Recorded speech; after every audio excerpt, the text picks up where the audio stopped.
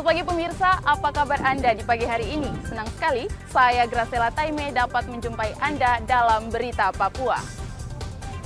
Sejumlah berita menarik dan teraktual telah berhasil dirangkum tim redaksi kami. Berikut 3 berita utama hari ini.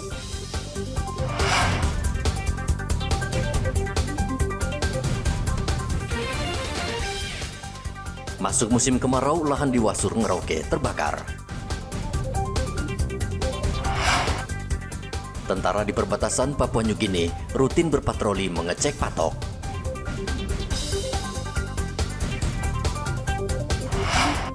Banyak nelayan bermasalah di Merauke. Himpunan nelayan akan keluarkan aturan ketat.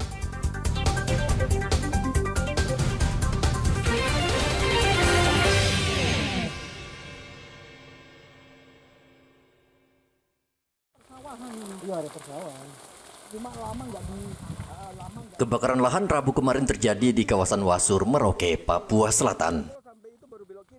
Api berkobar sejak pukul 10 pagi, namun tidak ada petugas damkar yang datang memadamkan api. Kemungkinan karena lokasi kebakaran jauh dari permukiman warga. Masuknya musim kemarau di Merauke memicu banyak kebakaran lahan di sejumlah tempat.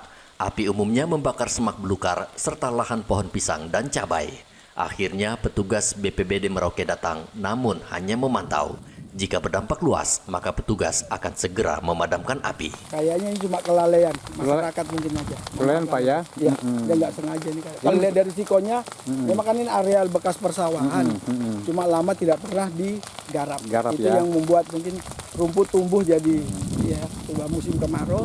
Nah, mungkin himbauan kepada masyarakat yang sering membakar hutan, ya, atau yang sering keluar ke hutan mungkin jangan sembarang membakar, lihat situasinya. Menghindari lebih aman.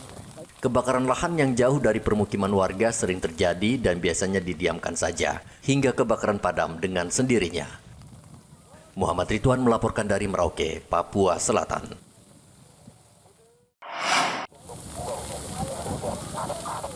Saat ini wilayah Provinsi Papua Selatan memasuki musim kemarau dan rawan kebakaran hutan. BMKG Merauke mengimbau warga tidak membuka lahan dengan membakar lahan karena bisa memicu kebakaran lahan. Menurut BMKG, saat ini suhu di Merauke cukup panas, bisa mencapai lebih dari 32 derajat Celcius. Suhu panas ini bisa memicu kebakaran hutan dengan cepat jika warga membakar sampah atau membuang puntung rokok di lahan yang banyak ranting kering. Kepada masyarakat di wilayah Papua Selatan, mengingat wilayah Merauke sedang musim kemarau dan diperkirakan masih sampai bulan September kita akan panas, kepada masyarakat mungkin yang dalam kegiatan sehari-harinya berkebun, dalam membuka lahan, diharapkan untuk mengurangi membakar lahan supaya tidak memunculkan titik api baru dan apa mungkin nanti akan menyebar ke wilayah yang lebih luas. BMKG saat ini terus memantau titik api di kawasan Merauke dan Papua Selatan. Jumlah titik api sejauh ini tidak banyak dan masih aman. Namun BMKG tetap meminta masyarakat tetap waspada karena kemungkinan jumlah titik api akan bertambah dan meluas. Muhammad Ridwan melaporkan dari Merauke, Papua Selatan.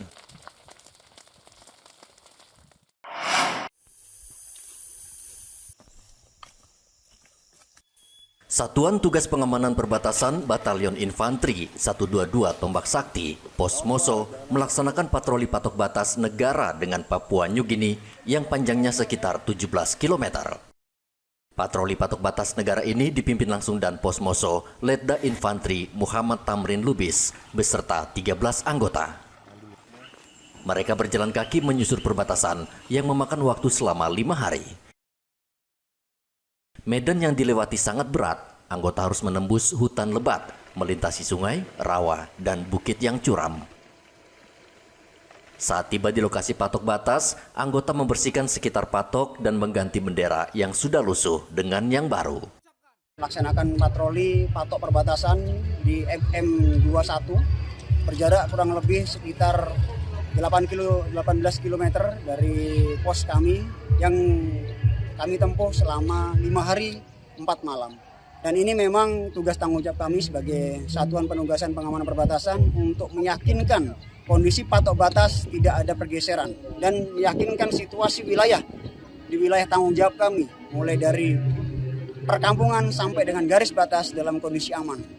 Sehingga kami bisa meyakinkan dan memberikan sebuah peningkatan kualitas sumber daya alam di sekitar situ untuk diberikan peningkatan, yaitu penanaman kepada masyarakat sekitar. Patroli perbatasan ini merupakan tugas pokok Satgas Yonif untuk menjaga keutuhan wilayah perbatasan negara dari penyelundupan barang ilegal hingga pelintas batas. Arthur melaporkan dari Kota Jayapura, Papua. Belakangan ini banyak kasus menimpa nelayan di Merauke, Papua Selatan. Salah satu yang mencolok yaitu kasus pembunuhan atas nahkoda kapal nelayan Arujaya 3 oleh 6 anak buahnya. Lalu pelanggaran batas perairan negara lain sehingga menyebabkan belasan nelayan asal Merauke harus berurusan dengan pihak berwenang Australia. Himpunan Nelayan Seluruh Indonesia atau HNSI Papua Selatan prihatin dengan kondisi ini karena merugikan nelayan itu sendiri serta perusahaan atau pemilik kapal. Untuk itu, HNSI akan merumuskan peraturan yang mengatur waktu dan berapa lama kapal nelayan berlayar dan berada di laut saat mencari ikan. Ketua HNSI Papua Selatan Taufik Latarisa mengatakan pihaknya akan membicarakan masalah ini dengan nelayan, pemilik kapal, serta perusahaan yang mempekerjakan nelayan agar tidak terulang lagi kasus kriminal yang menimpa nelayan. Ya, kalau terkait dengan berapa lama kapal kita yang beroperasi di laut itu tergantung dari persediaan BAMA, dalam hal ini bahan makanan maupun solar yang ada di atas kapal. Yang berikutnya juga terkadang seorang kep punya tanggung jawab yang cukup besar. Artinya ketika dia beroperasi dengan dana yang operasional begitu besar, ketika dia melihat hasil yang begitu kurang, artinya ini tanggung jawab penuh ada di Tekongnya. Nah, ini juga merupakan pertimbangan Tekong kenapa harus bertahan. Cuma pada prinsipnya sebenarnya perlu ada kesepakatan yang mungkin kedepannya kita memperbaiki lagi supaya berapa lama dan kerjanya bagaimana itu harus ada semacam pelatihan kepada ABK supaya mereka tahu porsinya yang ada di laut dan tanggung jawab mereka untuk bagaimana ketika mereka keluar ini ada tanggung jawab penuh untuk KEP dengan Tekong karena anggarannya begitu besar sehingga mereka juga harus mempertimbangkan. Artinya jangan sampai saling merugikan antara satu dengan yang lain karena sistem di sini bukan sistem gaji, ini sistem bagi hasil. HNSI juga akan melakukan sosialisasi kepada nelayan dan pemilik kapal termasuk perusahaan perikanan untuk memperhatikan batas-batas wilayah Australia dan Papua New Guinea agar nelayan Merauke tidak melanggar dan harus berurusan dengan pihak berwenang di negara lain. Muhammad Ridwan melaporkan dari Merauke, Papua Selatan.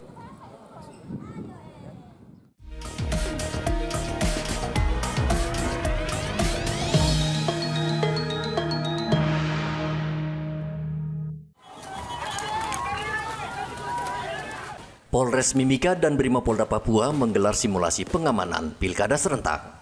Penanganan unjuk rasa anarkis ini digelar agar polisi siap dalam menghadapi Pilkada yang akan digelar 27 November mendatang. Pelatihan penanganan konflik sangat penting karena saat rekapitulasi diduga akan muncul protes. Sispam kota. Jadi untuk latihan tuh kemarin 2 hari. Jadi latihan internal Polres sama Brimob sudah dilaksanakan minggu lalu. Itu 2 atau 3 hari kemarin. Baru yang kedua untuk tingkat manajemen menengah itu melaksanakan TFG selama 2 hari untuk personel dan pelatih melaksanakan kegiatan latihan selama 2 hari juga. Nah, nanti juga pelaksanaan Sispam kota itu 1 hari tapi akan melaksanakan gladi 1 hari. Tadi itu gladi ya mana? Tadi tidak, itu latihan TFG tadi sama latihan. Nanti untuk pelaksanaan Sispam kota nanti akan dijadwalkan hari Jumat pagi. Untuk latihannya persiapannya hari Kamis. Dari sistem penanganan di lapangan itu seperti itu? Ya, seperti itu. Selain polisi, Polres melibatkan Dinas Perhubungan dan pemadam kebakaran dalam simulasi ini. Igobat Momolin melaporkan dari Mimika, Papua Tengah.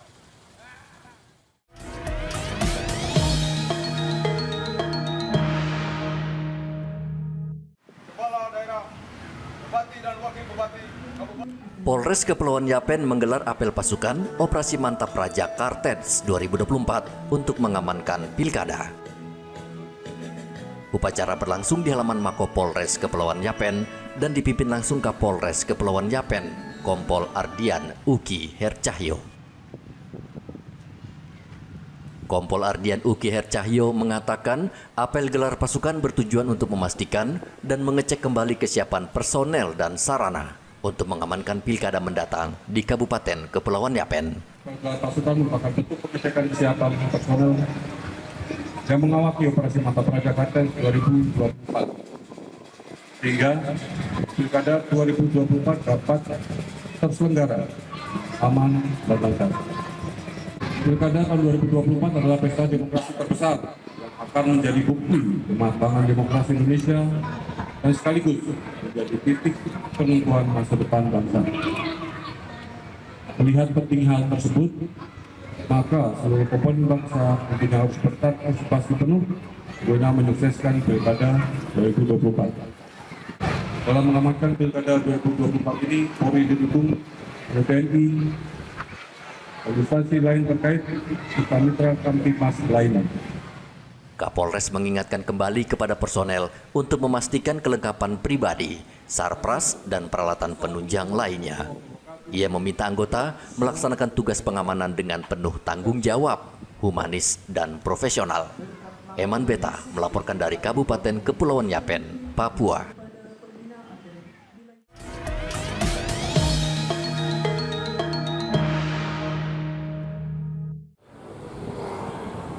Proses pencocokan dan penelitian data pemilih atau coklit untuk pilkada serentak di Kabupaten Merauke, Papua Selatan memasuki tahap akhir. Tidak mudah bagi KPU Merauke melakukan coklit. Petugas harus bekerja keras mendatangi warga yang tinggal di kawasan distrik terjauh, seperti Kimam, Ilwayap, dan Okabah.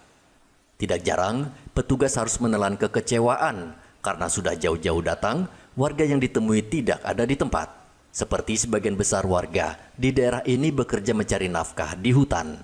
Kendati demikian, proses coklit akhirnya tuntas dan tepat waktu. Ya, tantangan kita beragam ya. Pertama adalah kondisi geografis kita yang juga cukup menantang dalam proses pencoklitan. Kemudian kedua terkait dengan ketidakberadaannya para warga masyarakat di tempat sehingga menyulitkan petugas Pantarlih dalam menjumpai warga-warga yang telah terdaftar ada di dalam model daftar pemilih, sehingga ini juga membutuhkan waktu yang cukup lama bagi Pantarlih untuk memastikan bahwa warga masyarakat tersebut berada di tempat atau di rumah mereka ya, rumah para warga masyarakat. Tapi jadwalnya tetap tidak berubah, artinya tidak ada. Terkait dengan jadwal kami pastikan sesuai dengan PKPU dan kita tetap melaksanakan sesuai dengan jadwal tahapan yang sudah ditetapkan ya. Dari hasil pencocokan dan penelitian, jumlah pemilih untuk pilkada tahun ini meningkat. Jika pada pemilu Februari lalu, jumlah pemilih sekitar 160.000 lebih. Untuk daftar pemilih sementara saat ini, jumlah pemilih sekitar 166.000 orang. Muhammad Ridwan melaporkan dari Merauke, Papua Selatan.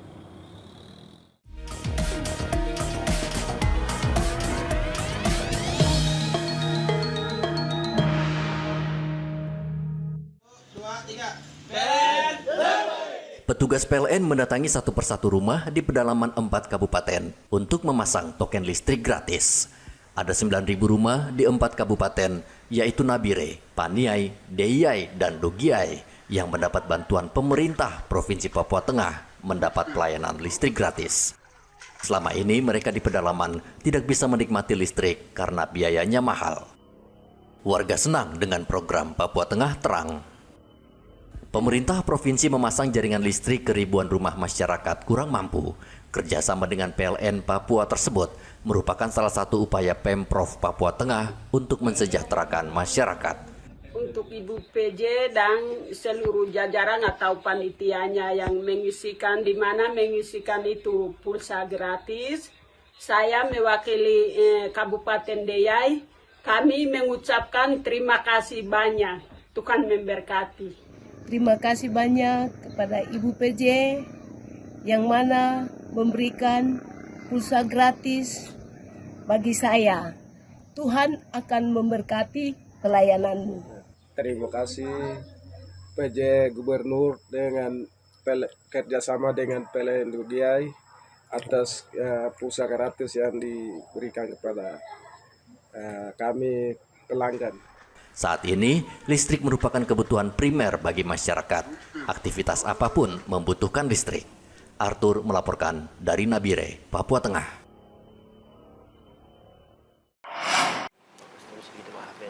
Pemerintah Provinsi Papua Tengah meluncurkan nomor registrasi kendaraan bermotor berkode PT untuk wilayah Papua Tengah di Aula Kantor Gubernur. Peluncuran ditandai dengan penandatanganan perjanjian serta penyerahan plat kendaraan berkode PT oleh Polda Papua. Dengan perjanjian ini, pelayanan Samsat akan semakin optimal dan memberikan sumbangan positif dalam peningkatan pendapatan daerah melalui pajak kendaraan bermotor. Selain itu, perubahan nomor registrasi kendaraan bermotor merupakan langkah penting dalam upaya penyesuaian administrasi serta memperkuat identitas dari wilayah tersebut. Perubahan nomor registrasi kendaraan bermotor ini diharapkan menjadi momentum bagi Samsat untuk meningkatkan pelayanan publik dengan memberikan kemudahan, pelayanan dan kenyamanan bagi masyarakat wajib pajak. Saya meminta agar pihak kepolisian, Samsat dan pihak terkait dapat menertibkan kendaraan dari luar wilayah Papua Tengah serta menangani kendaraan ilegal di wilayah kita. Sosialisasi, razia dan penagihan tunggakan harus dilaksanakan secara intensif untuk meningkatkan kesadaran wajib pajak. Saya juga mengajak seluruh masyarakat untuk memanfaatkan program pembebasan denda dan diskon pajak yang masih berlangsung. Ripka mengajak seluruh pihak untuk terus mendukung dan menyukseskan perubahan plat nomor kendaraan bermotor sebagai kebanggaan masyarakat Papua Tengah. Ia berharap momentum ini selain meningkatkan pelayanan publik dalam kemudahan wajib pajak, juga dapat meminimalisir aksi-aksi kejahatan pada kendaraan dan maraknya kendaraan ilegal.